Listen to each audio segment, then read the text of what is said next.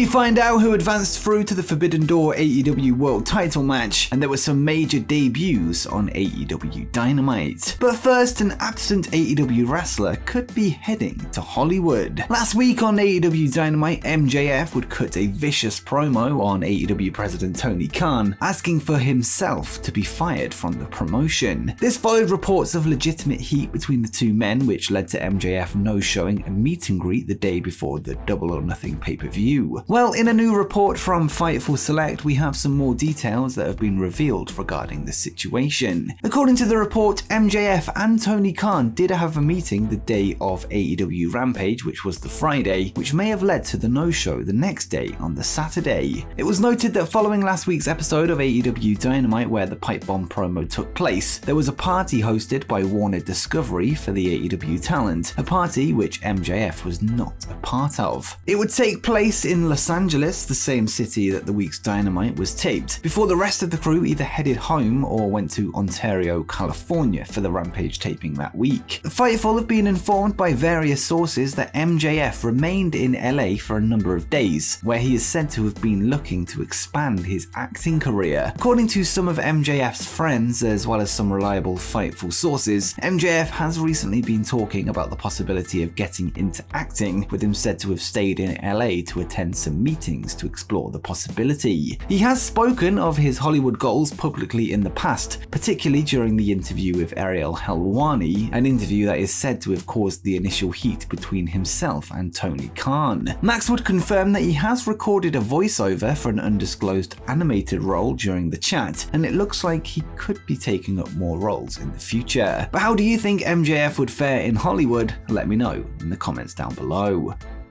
Next up, AEW have provided an update on the CM Punk injury. Ahead of last night's episode of AEW Dynamite, Tony Khan would appear on Busted Open Radio to talk all things All Elite Wrestling, where he would be asked about the injured AEW World Champion. Khan would discuss his decision to crown an interim World Champion rather than vacating the title, comparing his decision to that of real-life combat sports. And he would say, "Based on what happens in real fights in the world of fighting, this is what you do. You have a great champion, and if they are injured, you name an interim champion and set up an exciting unification fight. We have a great chance to set something exciting up." Tony would then go on to discuss Punk's recovery, revealing that he is under the care of one of the best doctors in the world, and he would add, "It is a setback, but we're really excited to get CM Punk back. He's going to have surgery here quickly, and I'm very nervous, but pretty optimistic because he's going to be seeing one of the top doctors in the entire world and someone really renowned in sports medicine. We were fortunate enough to get him in quickly. We're excited to get him back." It was confirmed on last night's AEW Dynamite that CM Punk has now undergone the surgery on his lower leg, with commentary adding that the procedure was a complete success. Whilst no time frame has been given for a return, it seems that everything is going to plan as AEW and Punk work towards a comeback. Next up, a brand new AEW Championship title has been revealed. Last night on Dynamite, AEW would announce a brand new championship for the men's division joining the World, TNT, and Tag Belts. The title will be called the AEW All Atlantic Championship, with a tournament with competitors from all over the world fighting it out to become the first ever champion. It was stated that the title will celebrate the international reach AEW has built up, with the front of the belt showing the flags of Mexico, China, the United Kingdom, the United States, Canada, and Japan. The title will find its first champion at the AEW New Japan Forbidden Door show on June 16th. There will be a four-way match at the show, with the UK's Pac being the first to qualify on Dynamite last night, where he defeated Australia's Buddy Matthews. Elsewhere in the bracket, Canada's Ethan Page will take on Bulgaria's Miro, Mexico's Penta Oscuro will battle the Netherlands' Malachi Black, whilst the fourth qualifier will take place in New Japan Pro Wrestling, with the participants yet to be confirmed. All three winners will advance through to the match at the Forbidden Door, where Pac will be waiting. But who do you think should be crowned the first ever AEW All Atlantic Champion? Let me know in the comments down below.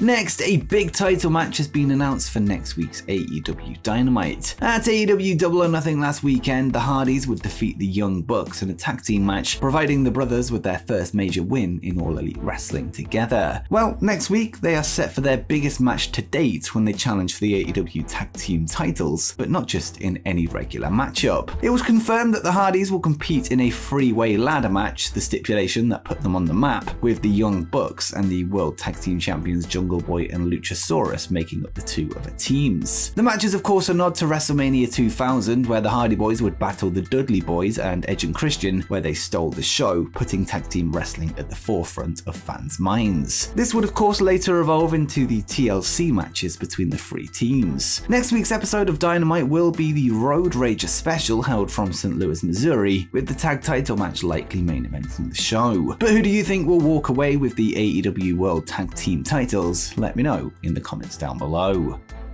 And speaking of title matches, another huge title match has seemingly been confirmed for the Forbidden Door event. Elsewhere on Dynamite last night, Hangman Page would address the AEW fans for the first time since his World Championship loss to CM Punk at Double or Nothing last weekend. The promo would follow a successful win over New Japan's David Finlay in what was a solid encounter. Page would state that now isn't the time to talk about his title loss and said that there is more than one World Championship in wrestling before challenging IWGP World Heavyweight Champion Kazuchika Okada to a match at the Forbidden Door. Adam Cole, who was on commentary for his match, would interrupt Page to remind him that Okada has to get through Bullet Club's Jay White at Dominion this weekend if he wants to walk into the Forbidden Door with the title, and not just that, but he himself feels he deserves the IWGP title match after winning the Owen Hart Cup. It now looks like the two AEW stars will fight it out for the title shot, with the winner taking on whoever walks out of Dominion with the belt. It's worth remembering that Adam Cole is injured right now but is expected back before the Forbidden Door, with there being a chance that it could be turned into a triple threat match or maybe even a fatal four-way with two New Japan guys and two AEW guys. Either way, we'll know who makes it to the Forbidden Door soon enough, with Dominion set for this Sunday night inside the Osaka-jo Hall, although the date for the Page-Cole match is yet to be announced.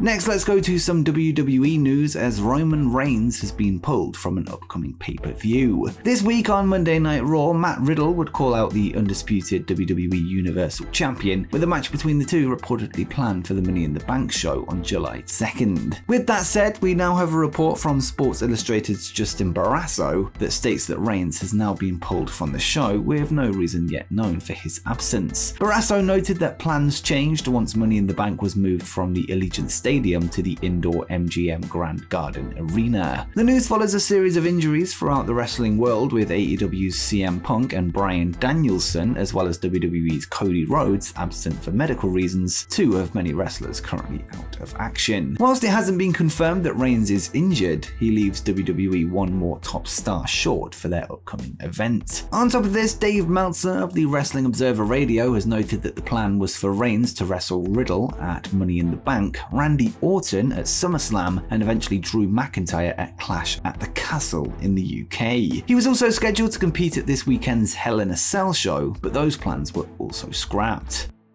And now let's go back to some Forbidden Door news as we look at who advanced through to the interim AEW World title match. Last night's episode of AEW Dynamite would open up with a Casino Battle Royal match for a spot in the main event of the night's show, with the winner of that advancing to the Forbidden Door in the interim AEW World Championship match. In the end, Kyle O'Reilly would walk away as the last man standing, going on to challenge Jon Moxley in the final match of the night. Unfortunately for Kyle, Moxley was just too much for him in what was a highly physical match, with the bout ending with a paradigm shift for the 1-2-3. Moxley will now go on to the Forbidden Door event where he meets either Hiroshi Tanahashi or Hiroki Goto, with his opponent being decided this Sunday at New Japan's Dominion event. Whoever wins the interim belt will face CM Punk down the line to find out who the real champion of All Elite Wrestling is. But who do you think will walk away as the interim AEW World Champion? Let me know in the comments down below.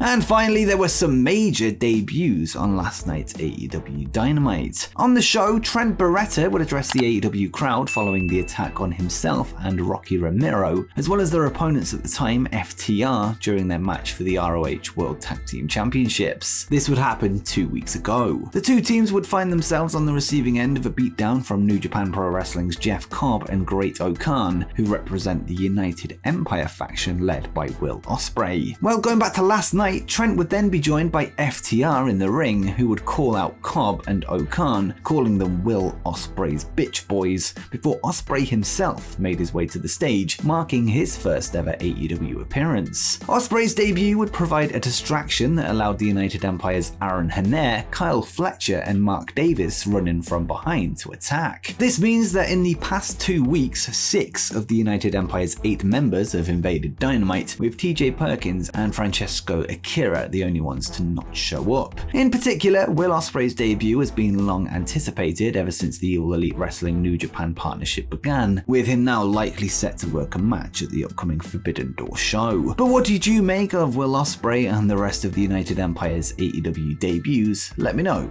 in the comments down below. And before you go, make sure you check out the 12 most obscure WWE appearances from AEW wrestlers.